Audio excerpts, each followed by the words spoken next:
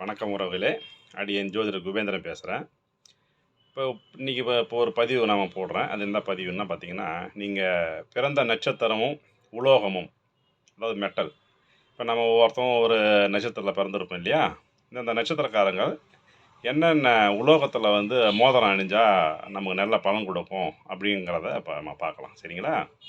முதல்ல வந்து சந்திரன், சுக்கிரன், சனி நட்சத்திரக்காரங்க. அதாவது வந்து திருவோணம், ரோகிணி, அஸ்த நட்சத்திரம், சுக்கிரன் நட்சத்திரனுடைய பரணி, பூரம், பூராடம், சனி பகவானுடைய நட்சத்திரமான உத்திரட்டாதி, பூசம், அனுஷம். இந்த நட்சத்திரக்காரங்க எல்லாருமே பார்த்திங்கன்னா வெள்ளியில் செய்த மோதிரம் அணிஞ்சாங்கன்னா அவங்களுக்கு வந்து நல்ல யோக பலன் ஏற்படும் அப்படின்னு சொல்லிட்டு சாஸ்திரத்தில் சொல்லியிருக்காங்க.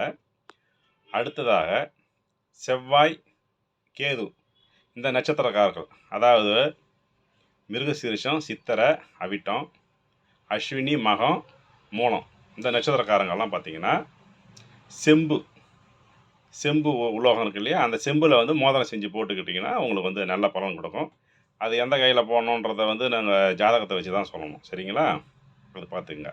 அடுத்ததாக குரு நட்சத்திரத்தில் பிறந்தவங்க, அதாவது புனர்பூசம், விசாகம், பூரட்டாதி இந்த நட்சத்திரத்தில் பிறந்தவங்கலாம் பார்த்திங்கன்னா தங்கத்தில், அதாவது கோல்டில் செஞ்ச மோதிரங்களை அணிஞ்சால் அவங்களுக்கு வந்து நல்ல பலன் கொடுக்கும்.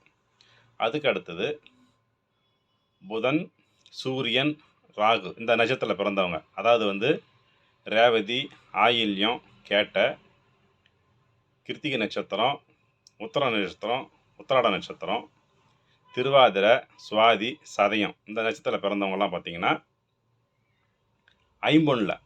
ஐம்பொன்னில் செஞ்ச மோதிரத்தை அணிஞ்சிக்கிட்டாங்கன்னா இவங்களுக்கு வந்து நல்ல பலனை கொடுக்கும். இது உறுதியாக நல்ல பலனை கொடுக்கும். இது அனுபவத்தில் தான் சொல்லுறோம். அதனால் இதை பயன்படுத்தி பயனடைங்க. சரிங்களா? இந்த பதிவு வேணும் வேறு யாருக்குன்னா அனுப்பிச்சி விடுங்க. சப்ஸ்கிரைப் பண்ணுங்கள். ரொம்ப நன்றி. வணக்கம்.